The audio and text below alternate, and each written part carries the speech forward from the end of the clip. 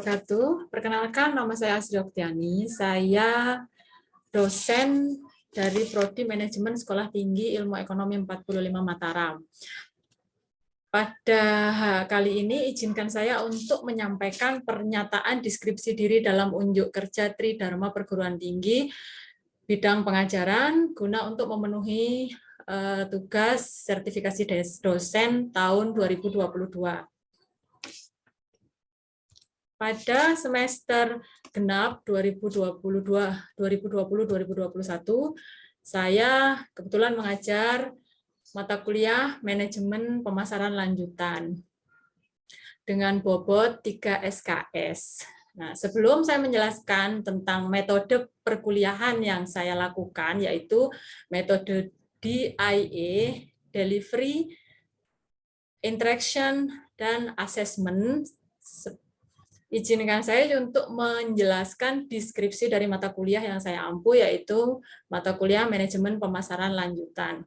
Jadi, di sini bisa kita lihat deskripsi mata kuliah dari Manajemen Pemasaran Lanjutan merupakan mata kuliah lanjutan dari Manajemen Pemasaran, yang di dalamnya akan dipelajari tentang analisis pasar konsumen, kemudian analisis pasar bisnis, strategi produk, kemudian strategi pengembangan produk baru, kemudian strategi penetapan harga, saluran distribusi, kemudian strategi periklanan, dan semua itu kemudian kita akan mempelajari implementasinya di bidang pemasaran. Jadi mata kuliah ini adalah mata kuliah wajib yang harus diampu pada semester 6 dengan bobot 3 SKS.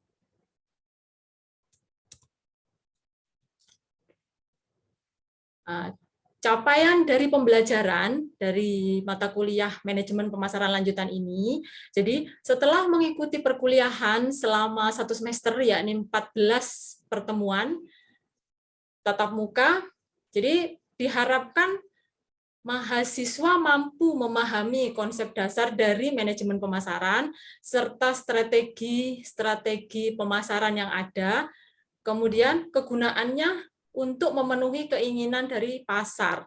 Nah, seperti itu. Kemudian, kemampuan apa yang diharapkan? Jadi, kemampuan akhir yang diharapkan dari mata kuliah Manajemen Pemasaran Lanjutan ini, yang pertama di sini, mahasiswa mampu memahami konsep pemasaran, perilaku pasar, ya pasar konsumen maupun pasar bisnis, kemudian strategi pemasaran, bauran pemasarannya, kemudian komunikasi dalam pemasaran tersebut.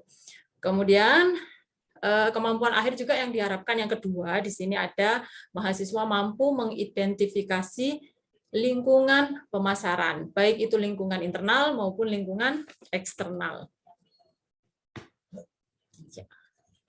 Untuk memenuhi kemampuan akhir yang diharapkan, ada beberapa materi pembelajaran yang harus dipelajari selama 1 semester.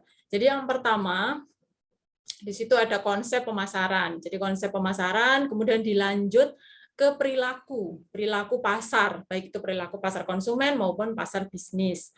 Setelah kita tahu perilaku konsumennya, kemudian strategi, lanjut di strategi pemasarannya. Strategi pemasaran, contohnya strategi segmentasi, positioning, kemudian targeting, seperti itu.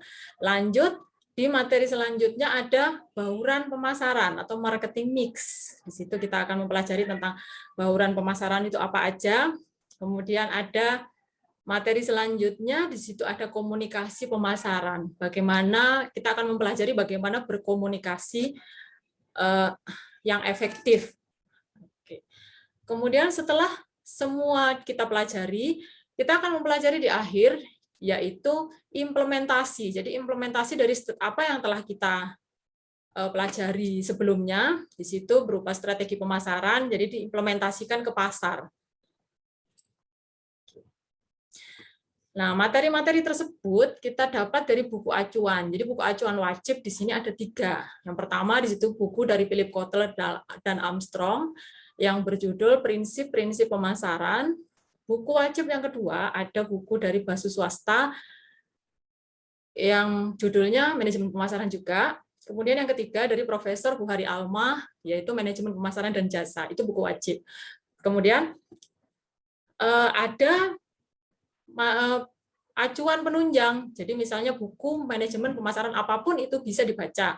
Itu pendukung. Jadi untuk materi pendukung. Kemudian selain itu jurnal ilmiah juga bisa dipakai dalam untuk sebagai acuan. Kemudian artikel-artikel di internet juga bisa dipakai. Jadi setelah kita mempelajari deskripsi singkat dari manajemen pemasaran lanjutan ini, saya akan menjelaskan tentang metode pembelajaran di IA itu sendiri yang saya kerjakan pada semester genap 2020-2021. Jadi di sini ada metode yang pertama yaitu delivery. D yaitu ada di delivery. Jadi delivery ini adalah kegiatan yang kita lakukan untuk menyampaikan materi atau menyampaikan apa maksud dari mata kuliah yang kita ampu gitu. Jadi contoh jadi kegiatan delivery ini, di situ ada pertama kontrak kuliah, kemudian metode pembelajaran yang kita pakai, contohnya seperti diskusi kelas, kemudian kita mengadakan studi kasus, kemudian ada studi kontekstual. Jadi itu adalah metode-metode pembelajaran yang kita pakai dalam untuk delivery. Jadi delivery menyampaikan ke mahasiswa. Nah, kemudian I di situ ada interaction. Nah, interaction di sini bagaimana caranya kita berinteraksi dengan mahasiswa. Jadi interaksi yang saya lakukan di sini ada dua macam. Yang pertama adalah tatap muka selama 1 semester sebanyak 14 kali untuk menyampaikan materi, kemudian 1 untuk ujian tengah semester, dan 1 pertemuan lagi untuk ujian akhir semester. Kemudian selain tatap muka di kelas, ada juga salah satu cara yang saya lakukan untuk berinteraksi dengan mahasiswa, dengan membentuk grup WhatsApp. Jadi grup WhatsApp ini saya lakukan untuk berkomunikasi di luar jam mengajar atau di luar jam tatap muka di kelas. Apa kegiatannya di grup WhatsApp ini? Bisa mahasiswa konsultasi mengenai materi yang belum mereka pahami di kelas. Kemudian kita bisa sharing sebuah kasus atau sebuah topik yang kita bahas di dalam grup WhatsApp. Kemudian selain membahas kasus, kita juga bisa mengumumkan atau memberikan informasi tentang pengumuman atau teknis perkuliahan selama 1 semester. Nah, itu. Kemudian selanjutnya yang terakhir adalah asesmen atau penilaian. Jadi penilaian yang saya lakukan selama 1 semester perkuliahan di akhir, itu yang pertama kita melihat dari kehadiran mahasiswa, kemudian sikap dan etika selama perkuliahan. Saya mengambilnya 20%. Kemudian 20%-nya lagi untuk tugas dan juga kuis. Kemudian 30% untuk UTS dan 30% untuk UAS. Jadi itulah metode yang saya lakukan selama pembelajaran di mata kuliah manajemen pemasaran lanjutan. Kemudian setelah ini saya akan menunjukkan pembelajaran yang terjadi di kelas, yaitu pertemuan yang ke-7 mengenai segmentasi, positioning, dan juga targeting.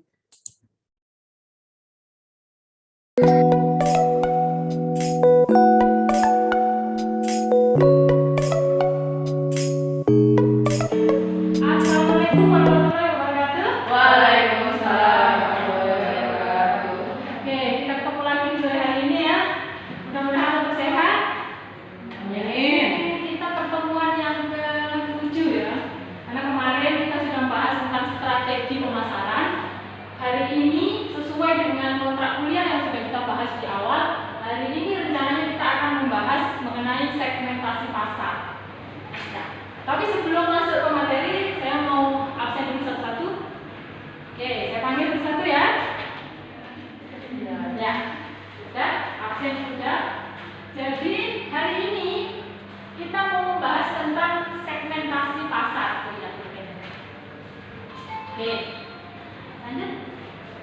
Ya, jadi di sini kemampuan akhir yang diharapkan di sini mahasiswa mampu memahami apa itu strategi, kemudian target pasar, dan juga posisi produk. Jadi memposisikan produk dalam pasar. Itu setelah mengikuti kuliah ini, itu yang akan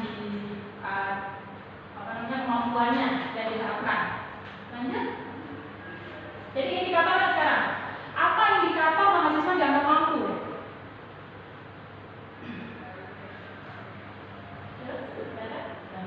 Jadi mahasiswa dianggap mampu memahami, tadi dianggap mampu jika mahasiswa dapat menyebutkan, kemudian mengidentifikasi apa itu segmen pasar. Jadi segmen pasar. Sampai sini. Nah, coba dilihat dulu gambar-gambarnya di sini. Gambar apa aja ini? Deodoran. Oke. Ada punyanya. Jadi susu. Ya. Terus di apa namanya? Ada di pikirannya. Apa sih gambarnya ini? Kenapa ada Rexona? Ini Rexona yang hitam itu buat laki kan ya? Yang ungu buat perempuan. Mungkin ada susu. Ini kan semua sama kan? Yang elemen sama yang jelas sebenarnya sama susu. Cuma satu buat anak kecil, satu buat orang dewasa. Kemudian ini ada majalah. Majalahnya khusus buat orang yang suka bola. Kemudian ada ini. Kenapa ada mobil mewah? Kemudian ini barang-barang yang ada di pasar. Tapi kan tidak semua orang suka kan? Tidak semua orang pakai ini. Jadi maksud dari produk-produk yang ini, kemudian kenapa ada produk laki, produk perempuan, ada susu anak-anak, susu elemen susu laki-laki. Nah ini yang dimaksud mengelompokkan pasar sesuai dengan keinginan atau kebutuhan pasar itu sendiri. Ya? Nah, ini tadi pertanyaannya, mengapa produk di atas dipasarkan khusus untuk golongan tertentu? Lanjut, kenapa ayo pertanyaannya, kenapa ada Rexona laki, Rexona perempuan, kemudian ada lagi susu yang seperti itu? Apa kegiatannya? Apa yang kegiatan apa itu namanya? Ada yang tahu? Memenuhi kebutuhan, jadi pemasar memenuhi kebutuhan, produsen memenuhi kebutuhan. Terus lagi, kalau laki sama perempuan itu namanya diapakan? Gender. Ya, gender. Jadi ini laki, ini perempuan. Jadi dipisah atau dikelompokkan laki perempuan.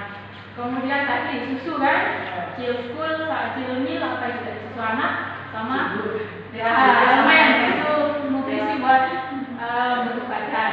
Nah itu kan kebutuhannya lain.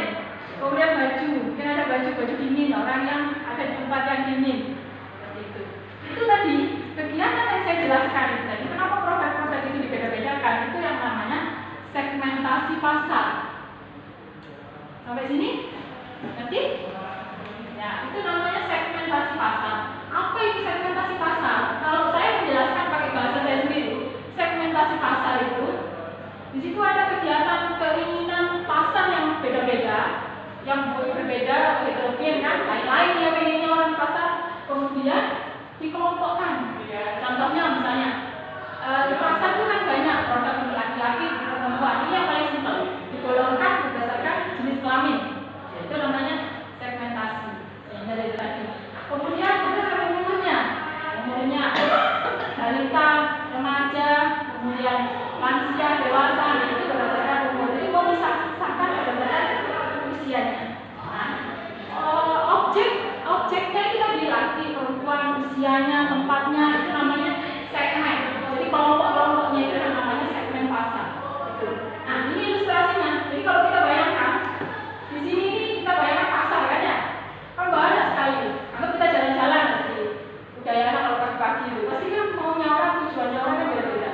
Kemudian dari situ apa yang dilakukan pasar? Ibaratnya saya punya produk, saya masuk ke pasar, kan gitu. Masuk ke pasar, ini orangnya banyak sekali maunya. Apa yang harus dikerjakan? Dikelompokkan lah dulu. Jadi contoh misalnya ini, kita kelompokkan misalnya berdasarkan usianya, atau itu usianya berapa, dikelompokkan. Ini kan ada tandanya kan, ada warna-warnanya. Itu kelompoknya. Jadi itulah kegiatan segmentasi. Jadi istilahnya membagi, jadi bagi-bagi seperti itu. Selanjutnya, nah sini juga kebutuhannya orang beda-beda. berbeda, maunya juga berbeda. Kan nggak mungkin kita mengikuti semua keinginan pasar, kan nggak mungkin. Apa dasarnya? Dasarnya dari segmentasi pasar itu. Yang pertama di sini berdasarkan geografi. Jadi geografi ini apa? Dulu waktu SMP SMA pernah dapat pelajaran geografi kan ya? Ya. Apa? Letaknya di tempat Ya. Jadi ini, mau pelajari apa yang ada di permukaan bumi kan itu namanya geografi. Lagi daerah, kemudian kota, pulau, desa, nah itu. Jadi dasar segmentasi yang pertama mensegmen pasar berdasarkan daerahnya. Contoh, misalnya di situ, produknya mau dipasarkan sampai mana? Contoh pabriknya ada di Jakarta. Kemudian apakah hanya di Pulau Jawa? Apakah langsung ke Sumatera atau seluruh Indonesia? Nah itu termasuk mensegmen berdasarkan pulaunya, kepulauan. Kemudian berdasarkan daerah geografisnya. Contoh misalnya orang produsen baju, kita melihat daerah perkotaan yang panas sama daerah yang ada di pegunungan kan jelas berbeda. Itu sudah mulai ada kegiatan segmen. Kita mensegmen pakaian orang-orang yang ada di kota yang panas, kemudian orang yang ada di gunung yang dingin. Tidak mungkin kan kita jual baju yang tipis di gunung kan seperti itu. Jadi dasarnya yang kedua, berdasarkan demografi. Demografi itu apa? Coba bisa dibaca di sini apa? bahwa perusahaan membagi pasar berdasarkan variabel ukur jenis wangi, jumlah anggota, warga, tahapan dan siklus keluarga, pekerjaan, pendapatan, pendidikan, agama, kebangsaan, etnis, dan kelas sosial. Oke, saya sekarang mau nanya, kalau misalnya bagi berdasarkan umur, contohnya seperti apa? Balita, remaja. Oke, contoh produknya? Boleh. Kayak tadi itu susu. Ya. Baju juga dong. Itu buat anak. Oke, bisa.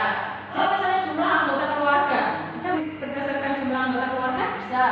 contohnya Tuhannya orang yang masih single sama orang yang berkeluarga jelas beda kan? Beda. Yang berkeluarga pengantin baru sama yang sudah punya anak satu beda juga. Beda. Kemudian yang anaknya dua beda lagi. Nah itulah yang berdasarkan jumlah anggota keluarga. Jadi contoh misalnya orang misalnya kalau dulu single pakai motor aja satu kemana-mana aman ya. Kemudian punya istri atau punya suami berdua masih aman. Kemudian punya anak tiga kan nggak mungkin kan? Gitu. Nah itu kalau misalnya kendaraan. Kalau mereka mampu boleh berpikir untuk kendaraan yang lebih besar. Itu contohnya kalau misalnya di jumlah keluarga. Kemudian pekerjaannya. Kalau dari pekerjaan gimana contohnya? Kalau Ada yang di pasar, ada yang di toko. ya orang kerjaan di pasar sama di toko Beda. gaya belanjanya sama nggak? Hampir. Beda. Hampir. Dan sedikit bedanya ya. Oke, contoh misalnya ini banyak mahasiswa kan di sini kan sama yang sudah itu rumah tangga. Ada temannya yang sudah nikah kan? Di umur ini kan bisa ada yang nikah temannya. Itu beda nggak gaya belanjanya? Beda. Jelas kalau kita masih single lebih ke mana kita belanjanya? Kosmetik. Bahkan ya, kalau sudah menikah punya anak satu, lain lagi belanjanya kan gitu. Jadi lebih ke seperti itu gaya belanjanya. Contoh juga misalnya tadi yang jualan pasar, sagama, contoh agamanya. Sini muslim semua? Ya. Oke. Nah, kita orang muslim sama saudara kita yang ada di Lombok sini sebenarnya orang Hindu kan jelas produknya yang dibutuhkan setiap hari beda. Contoh kalau kita muslim pasti apa yang dibutuhkan beda. Nah itu alat ibadahnya kan berbeda. Kemudian kebangsaannya, gaya contoh aja kita lihat dari gaya makan kan ya. Gaya makannya orang Amerika misalnya sama orang Indonesia kan berbeda. Contoh kecilnya begini aja. Kalau di luar negeri, saya juga nggak pernah keluar negeri juga ya. Kalau di luar negeri itu menu makanannya sama menu makanan di Indonesia pasti beda. Kalau menu di Indonesia pasti wajib ada nasi, gitu ya. Nah, jadi kalau di luar negeri jarang orang, nah itu contohnya mereka, contoh dari bangsaannya atau gayanya. Etnis juga sama, misalnya dari makanan aja ya. Kita etnisnya di sini Sasak sama di Jawa sana kan berbeda. Karena orang kan lebih dari segi rasa kan beda juga, karena mungkin lebih suka manis, di sini pedas yang berbumbu gitu. Kemudian kelas posisi dia di sosial, jadi contoh misalnya pelajar, mahasiswa, pekerja, seperti itu kelas sosial kan beda-beda kayak belanjanya kan. Nah sekarang psikografi, jadi dari apa namanya, dari pikirannya, jadi dari kalau misalnya di sini dari dalam dirinya, psikologisnya atau kepribadian kan gitu, itu psikografi. Contoh misalnya kayak misalnya saya sama-sama wanita, contoh ya, contoh sama-sama wanita. Kalau lihat di contohnya di sini kan ada majalah Nova, ya kan? Ada juga majalah apa ya, majalah cewek itu, oh majalah ibu kan, ada majalah anak ibu dan anak itu ada juga. Ada yang cenderung ke sana. Kemudian ada juga cowok, cewek atau perempuan yang suka olahraga, pasti lain juga. Contoh kita belanjanya atau lihat apa namanya, lihat majalah lainnya, tapi kesukaan bacaannya itu beda. Sekarang perilakunya, perilaku perusahaan membagi pasar berdasarkan tingkat pemakaian, manfaat, perilaku membeli produk. Kalau di contohnya apa coba? Kebutuhan sehari-hari, manfaat ekonomis, perilaku.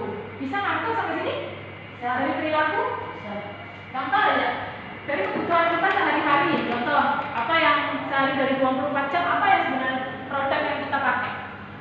Mulai dari baju, makanan ya, alat perawatan badan, pakai alat bersih, make up, nah itu kalau kebutuhan kita sehari-hari. Itu perilakunya orang. Jadi ada yang orang belanjanya agresif, ada yang biasa-biasa aja. Walaupun kita punya uang, mesra, nah itu yang harus dilihat dari pasar. Oke. Tapi rata-rata kalau orang di Indonesia agresif kalau dia belanja kan ya? Betul. Ya kan? Kadang. Ya, betul. Nah, ini selanjutnya. Kemudian tadi kan kita ngomongkan segmen kan, bagi-bagi pasar. Kemudian apa bisa kita misalnya di kelas ini, kemudian saya bagi segmen, bisa nggak? Nggak ada kan? Nah, jelas itu ada syaratnya. Syarat bisa nggak dilakukan segmen itu? Gitu. Jadi syarat apa-apa di sini dapat diukur. Dapat diukur di situ berarti dapat dilakukan. Nah, ada keterangan di situ baik geografis, demografis, daya beli, karakteristik dari pasar. Contoh geografisnya tadi. Jadi kalau misalnya saya hanya jualan, misalnya jualan gorengan ibaratnya, tingkatnya di kampung saya aja, kan nggak perlu kita segmen kan? Jual gorengan aja, kalau kita orang mau beli tinggal datang aja ke kita. Lain kalau misalnya gorengan tersebut dipak, misalnya di vakum, kemudian kita pasarkan online, nah itu kan kita harus melihat sampai mana kita mau memasarkan. Apakah seluruh Indonesia kami itu online? Apakah kita pakai reseller yang di lain kabupaten? Nah, setuju dari segi geografisnya kan, daerahnya. Jadi sejauh mana kita mau memasarkan produk? Tuh. Lanjut. Ya. Kemudian, nah setelah bisa diukur, bukan hanya bisa diukur, tapi di sini ada substansial. Jadi menguntungkan enggak? Ibaratnya kalau kita mau buat segmen, habis itu, oh iya saya mau jualan ini. Misalnya, saya pakai jual baju dengan baju daster ibaratnya. Kalau misalnya kita jual di Sembalun di sana, kira-kira laris enggak? Enggak. Ya, ada memang ada yang beli, cuman enggak sebanyak kalau kita jualan di sini. Nah, itu yang bisa kalaupun kita sudah membagi, bisa menguntungkan enggak itu ya? Itu juga harus diperhatikan. Kemudian di sini dapat diakses. Contoh lagi, misalnya saya jualan baju kan, baju jahit, kemudian dijual sendiri dengan cara sendiri. Nah, kalau mau jualan, misalnya dari sini ke Papua, bisa kejangkau, nggak kejangkau. Cuman kita mikirnya di ongkos kirimnya. Ya, kalau seperti itu. Jadi ibaratnya kalau kita mau jual di sana, itu jelas harganya mahal kan. Orang mereka mau beli, cuma pertimbangannya banyak lagi. Terjangkau nggak buat kita? Kita bisa nggak masuk ke sana? Itulah. Gitu. Orang di sana mau nggak beli? Itu yang harus dipikirkan. Kalau misalnya membuang waktu buat kita percuma, tinggal aja. Nah, itu. Ini yang dimaksud dengan dapat diakses. Lanjut lagi. Masih ada ini? Lagi? Oke. Nah, berbeda. Jadi contoh ini. itu harus benar-benar berbeda. Contohnya misalnya laki perempuan berbeda kan? Selera orang laki sama orang perempuan jelas gaya busanya berbeda. Oke, itu seperti itu jelas dilihat. Kemudian lokasi perkotaan atau pedesaan itu berbeda gaya belanjanya orang-orang. Dari etnis ini Sumatera, Kalimantan juga berbeda gaya belanjanya mereka tuh kayak mereka keinginannya mereka belanja juga beda kan gitu. Jadi harus benar-benar berbeda. Jangan misalnya ini perempuan sama perempuan, ini satunya muslim, sukanya sama-sama muslim, sukanya pakai baju tertutup, tapi agak syar'i ya seperti itu ada yang. Nah, kemudian yang satunya berjilbab biasa. Nah itu bisa tidak kita segmen. Kalau kiranya bisa kita jual dua-duanya, kan agak mirip kan produknya. Kalau kita bisa jual dua-duanya, kenapa enggak? Gitu. Jadi enggak harus perbedaannya harus mencolok. Oke, atau umur tadi, bayi sama dewasa kan beda, laki perempuan gitu. Kemudian daerah iklimnya dari sini, kemudian iklim yang pegunungan berbeda. Itu contoh. Masih ada? Ada ya? Masih ada lagi? Oh iya berbeda. Dapat dilaksanakan ya.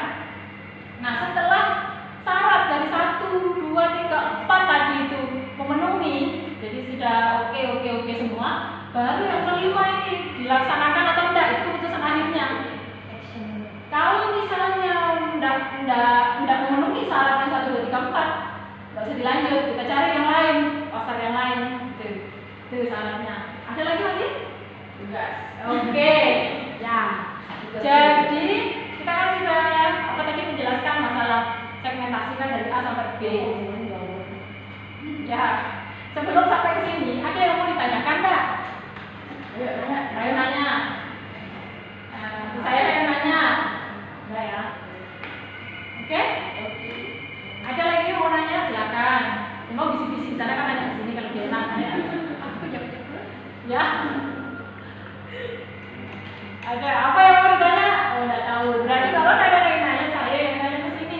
Jadi, ini di dalam kelas ini bagi kelompoknya berdua lah, berdua. Sama siapa aja terserah, saya enggak batasi kan. Instruksinya di sini cari 2 macam produk. Contoh misalnya produk minuman kan ya, atau mie, pop mie kan seperti itu, mie lah macam-macam. Dua jenis produk.